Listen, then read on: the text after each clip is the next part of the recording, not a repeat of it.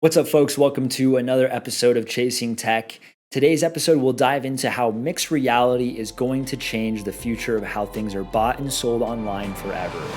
If you're new to the channel, welcome. My name's Chase, and on this channel called Chasing Tech, we dive into how future technologies impact life, business, relationships, and happiness, and understand how these trends impact us in this time where technology is changing at a faster and faster rate. If you're interested in topics like this and you want to stay up to date, make sure to hit the subscribe button below. All right, let's get into it. So some of the points we consider in this video are first, how things were sold and bought before the internet even existed, how things are sold and bought today, and then from there we'll transition into how things are bought and sold in the future using AR and VR technologies. The reason I would like to start with how things used to be sold and how things are being sold now is because we can actually use these comparisons to understand how things will change moving forward. Here's a quick quote I'm going to just plant in your mind as we get started, and we'll come back to this in a minute, but let me read it first. Humans like to consider everything as linear, when in reality, everything is cyclic. They are obsessed with straight lines, straight roads, straight houses, straight pieces of steel, glass, and timber, straight cut diamonds. And this is how they see their lives, a linear journey along the road of life. This is a quote by a guy named Robert Black. And the reason I share this quote is when we think about technology, we think of it in a very linear way. We think of it as progressing ourselves into the future to a bigger and better place. And one of the points I'll share in a minute is in some ways, VR and AR is actually a little bit cyclical in the sense of bringing things back to how they have always been done in the past. But first, let's take a look at how things were sold before the internet. I found this really cool post on Quora written by this guy named Christopher, just to highlight a few of the ways he said things were sold before the internet. He mentioned classified ads in regular daily newspapers, postings on bulletin boards in supermarkets, laundromats, etc., auctions and estate sales, buying concert tickets from music stores, putting a sign in your yard to sell your house or your car, door-to-door salespeople for vacuums, encyclopedias, cosmetics, and so on, mail order catalogs, ads, and flyers, and lastly, advertising in the back of magazines, comic books, and more. So obviously you can get a sense some of these things are still around today, but a lot of them have been replaced by online solutions. If we think about classified newspaper ads, those have been replaced by Craigslist. If you think about bulletin board postings, a lot of those have been posted by banner ads that go on community websites. Consignment stores, those have been replaced by Facebook Marketplace, where you can just buy something from somebody who lives in the same town as you. The supermarket is nowadays being replaced by Amazon and even grocery delivery services that bring food straight to your door. And then lastly, selling your car in your front yard today would pretty much just look like posting your car on your Facebook profile and letting people know it's for sale. And yet again, with new technologies like AR and VR, mixed reality coming about, we're going to see how all these things are sold change yet again. Craigslist, banner ads, Facebook Marketplace, Amazon grocery delivery, posting your car for sale on Facebook. These will all change into yet another way of selling things online as VR and AR become more widely adopted. Now, remember just a moment ago when I mentioned that quote about things being cyclical and how humans really like to view life as linear? Well, this is why I wanted to share this quote. If we think about before most technology was around, everything was done in person using the 5 main senses. But it wasn't until 1876 when the first phone was invented and people started to use the phone as another way to reach people without the travel. About a century later, in 1991, personal computers became more widely adopted and people started to have them in their homes. This not only brought in an audio aspect, but also a visual aspect where you could engage with assets digitally using the screen of your computer. Yet another way to interact with people without having to make a trip. And then even most recently in 2007, when smartphones became adopted, this pretty much allowed you to engage with things in a visual and a audible way, but on the go instead of having to do it at home. And my point here is that we're really just bringing more senses into the digital environment. When you think about an in-person interaction, there's 5 senses: seeing, hearing, tasting, touching, and smelling. When you think about a phone call, it's 1 sense only, it's just hearing. And then when you think about computers, it's 2 senses like seeing and hearing. And a smartphone is just seeing and hearing, but anywhere you want. You don't have to be in a specific location. The reason I make this point about things being cyclical is it's kind of ironic because we're bringing a lot of these five senses back into play, but in a digital sense instead of in real life. An interesting picture I found online while researching for this video was made in 1962. It was this image called Sensorama. You might have seen it before. It's pretty much the vision of how I'm talking about the way we're climbing back towards incorporating all five senses into digital experiences. In this image, they mention 3D, wide vision, motion, color, stereo sound, aromas, wind, vibrations, all within this one box that you engage a certain technology bringing all of these senses into one experience. What I think AR and VR is actually doing is bringing in that 3D wide vision component of a digital experience. So like I said, this is all an effort to include each of the human senses, but in a digital way. So just like how things were done even in the caveman era where everything involved the five senses face to face, one day there will be a time where you can have all those same experiences, but you don't actually have to be there physically in real life. Kind of crazy, huh? All right, so now for the reason why you probably clicked on this video in the first place. How does this change the way things are bought and sold online? Well, back to our comparison of computers being seeing and hearing at home, mobile smartphones being seeing and hearing on the go, I see VR and AR headsets being a way to see and hear in 3D and even on the go. And what this does is it enhances the experience in the digital medium. So we have more of a sense of location. There's an actual experience going on that you can move around and engage in. There's a rich level of detail as opposed to looking at a web page. You're actually in an environment. And then lastly, this allows a lot more connection and intimacy where you truly have a better sense of what that engagement is because there's so much more detail involved. And a prime example of this taking place recently has been with Ralph Lauren. They actually launched a few virtual stores allowing you to shop in some of their real life locations, but instead virtually. You can look at this picture, there's different buttons you can click on and look at an item and even make a purchase from within this digital storefront. Forbes wrote an article about this experience, and I'm gonna read a quick section from it. They say the Ralph Lauren store experience will be offered to a global audience through a hybrid brick and mortar and digital shopping experience, the RL Virtual Experience. The good news for consumers is that it allows shoppers to virtually step into the world of Ralph Lauren's most iconic retail spaces in New York, Beverly Hills, Paris, and Hong Kong. The virtual store will feature the newest collections along with antique and vintage offerings, all shoppable from the comfort of home. The program has already proven success increasing foot traffic through virtual visits by over 10 times, with thousands of customers visiting every day.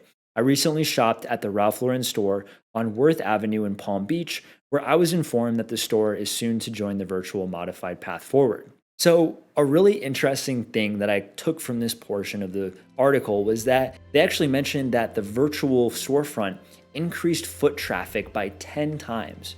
So when we think about whether or not a technology like this is going to be adopted, when we see stats like that, increasing foot traffic by 10 times, it's hard to argue that this isn't something that businesses are going to start adopting in order to grow their business further.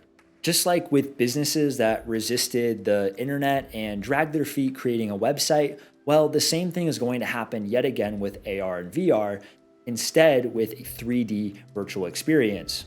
So we'll see 2D web pages turn into actual physical store layouts. So it'll be about the layout of the store as opposed to the layout of the website that generates sales. It'll be more about the personal experience and the ambiance because you can actually feel like you're there in much more rich detail.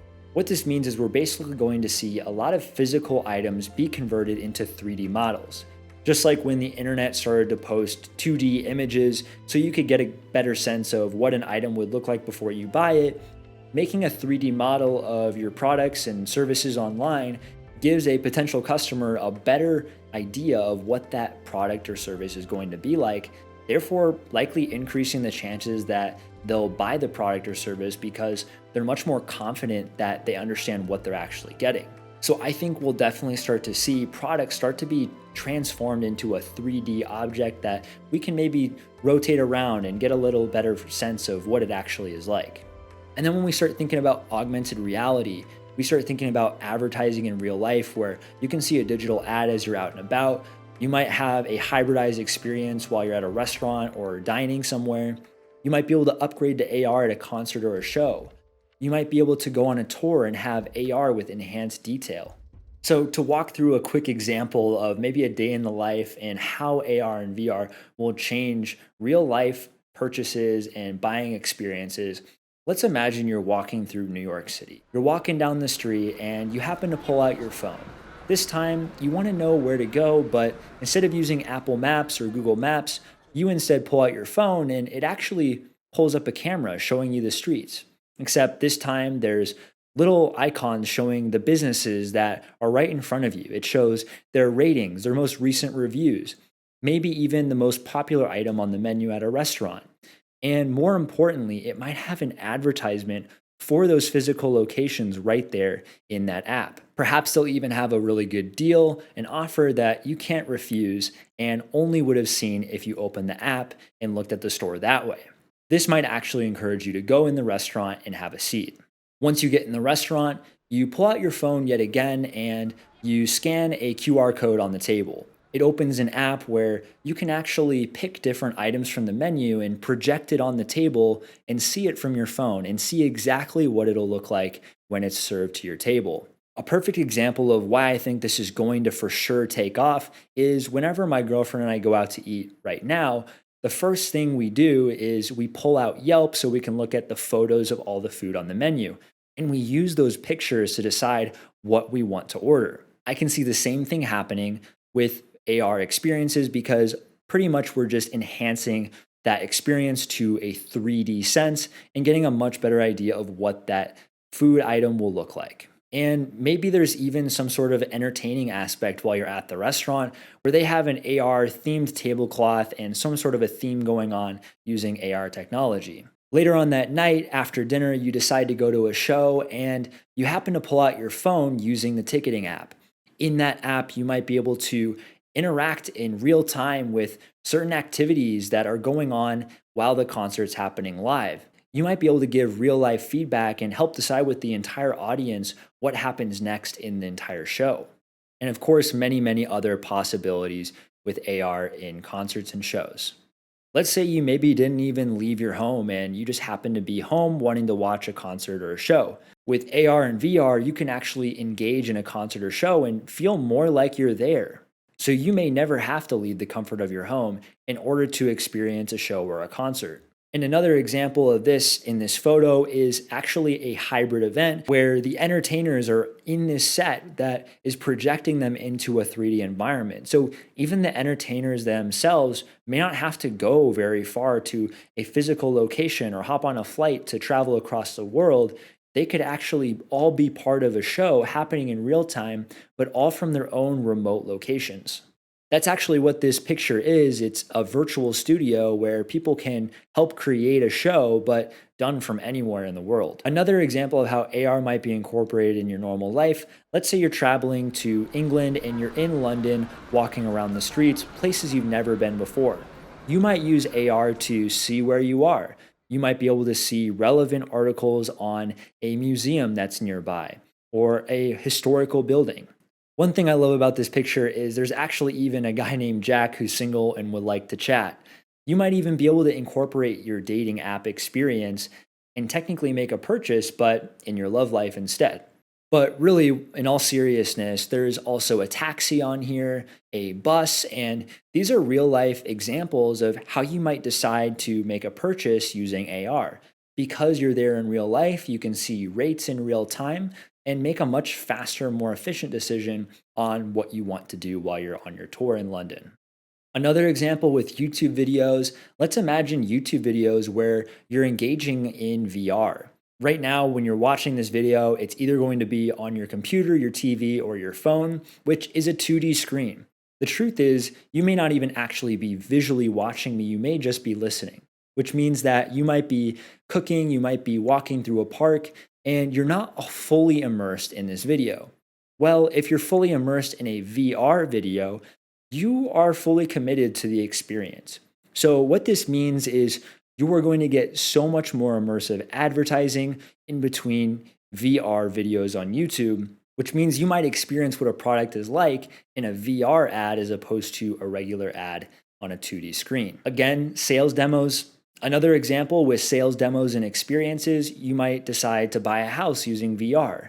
A lot of people during the pandemic actually bought houses using Zillow and Redfin. And just like that, but in a VR sense, you could too buy one of your future homes using VR or AR without ever having to travel to the physical location. And trust me, there's lots of technologies that are being developed right now to help make all this stuff come to life. So, some parting thoughts before we wrap up here is just some questions.